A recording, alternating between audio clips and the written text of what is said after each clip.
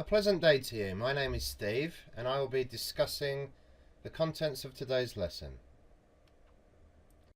Lesson 3 is an expansion of Lesson 2 and I'll be supplementing additional information on the assessment criteria. It is also the last lesson in Chapter 1, so without further ado, let's proceed to the lesson. It has been mentioned in the previous lesson that fluency and coherence, lexical resource, grammar and accuracy, and pronunciation are the criteria in the speaking test. Each criterion comprises 25% of the speaking band. These criteria are assessed in the 3 parts of the test, so it is essential to understand what is being measured in this test. Fluency and coherence refers to the ability to talk continuously and link ideas together to form a coherent speech. Fluency is the ability to talk smoothly, not quickly. The key indicators of fluency are speech rate and speech continuity. Speech rate is the speed at which you speak, while speech continuity refers to uninterrupted speech. This means that the frequency of your pause, stutter and filler words when answering affects your band score. Coherence is the logical arrangement of an answer. The proper sequencing, narration and argument make up a well-organized answer. This can be done with the help of cohesive devices or signposting, such as connectors, conjunctions and other expressions. To wrap up, fluency and coherence is the ability to organize ideas and speak at length with appropriately used signposting to justify and express opinions, discuss and speculate about issues without long pauses and repetition.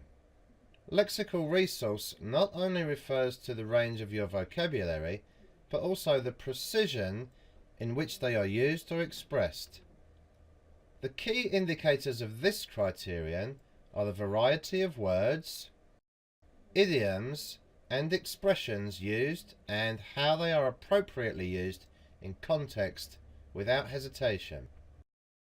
Grammatical range refers to the ability to use different kinds of sentence structures. Functional language is also included in this criterion. Functional language is the language used to perform various functions, such as agreeing or disagreeing, making comparisons, expressing possibilities, preferences, opinions, and making suggestions and requests.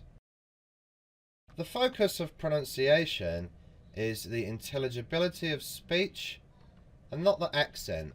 Speech intelligibility measures how comprehensible your speech is. It is the way in which words are pronounced. Stress and intonation are also connected to intelligibility because of the change in meaning these two can bring into sentences. Stressing the right word and using the correct intonation will give an accurate message to the examiner. Therefore, to get a high band score in this criterion, make sure to articulate vowels and consonants properly and make use of proper stress and intonation. All in all, these 4 criteria will assess your communication skills based on different types of questions asked.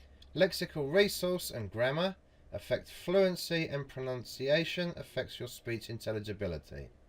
Thus, keeping these in mind would help develop your speaking skills.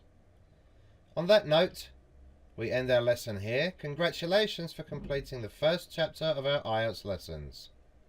Always refer to your notes and review our previous recordings if you have any clarifications about our lessons. Thank you and good luck.